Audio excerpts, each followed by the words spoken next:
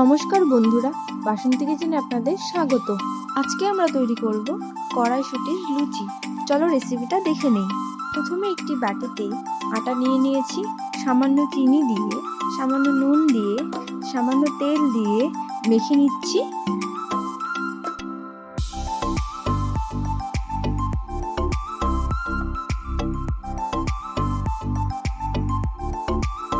এখন এর মধ্যে একটু একটু করে জল দিয়ে মেখে একটি ডো বানিয়ে নেব।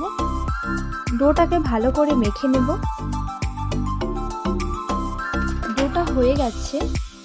এখন এর মধ্যে অল্প তেল দিয়ে মেখে নেব। এখন 10 মিনিটের জন্য ঢেকে দিচ্ছি। ওইদিকে পুরটা বানিয়ে নিচ্ছি। প্রথমে আগে থেকে সেদ্ধ করা কড়াইশুঁটি নিয়ে নিচ্ছি।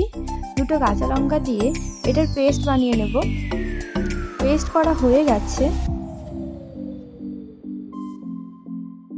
এখন একটি কড়াইতে 1 চামচ ঘি দিয়ে নেড়েচেড়ে নিচ্ছি। ঘিটা গরম হয়ে গেছে। 1 চামচ জিরের গুঁড়ো দিয়ে কড়াইশুঁটির পেস্টটা দিয়ে দিচ্ছি। এখন ভালো করে নেড়েচেড়ে নিচ্ছি।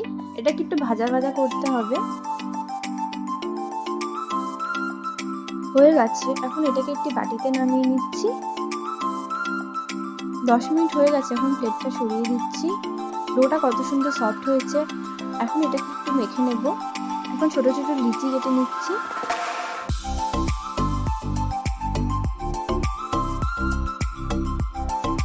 সবগুলো লিচি বানানো হয়ে গেছে।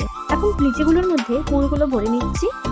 লিচিটাকে চারিদিকে ভালো করে ছড়িয়ে পুরটা দিয়ে মুখটাকে বন্ধ করে নিচ্ছি। এটা দেখতে হবে পুরটা যেন বেরিয়ে না আসে। এখন হাত দিয়ে গোল গোল করে নিচ্ছি। হয়ে গেছে। এখন এটাকে একটি প্লেটে রেখে দিচ্ছি। একই রকম ভাবে বাদবাকি লিচিগুলোর মধ্যে পুরগুলো ঢুকিয়ে নিচ্ছি।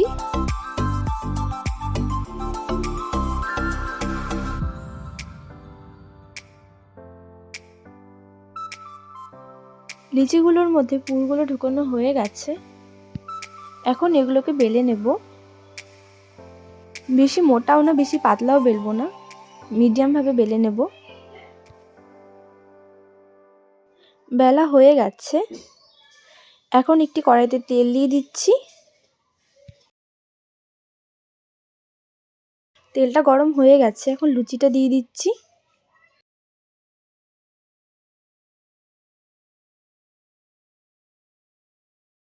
এখন লুচিটাকে উল্টে পাল্টে নিচ্ছি। লুচিটা হয়ে গেছে। এখন নামিয়ে নিচ্ছি। একই রকম ভাবে বাদবাকি লুচিগুলো ভেজে নিচ্ছি।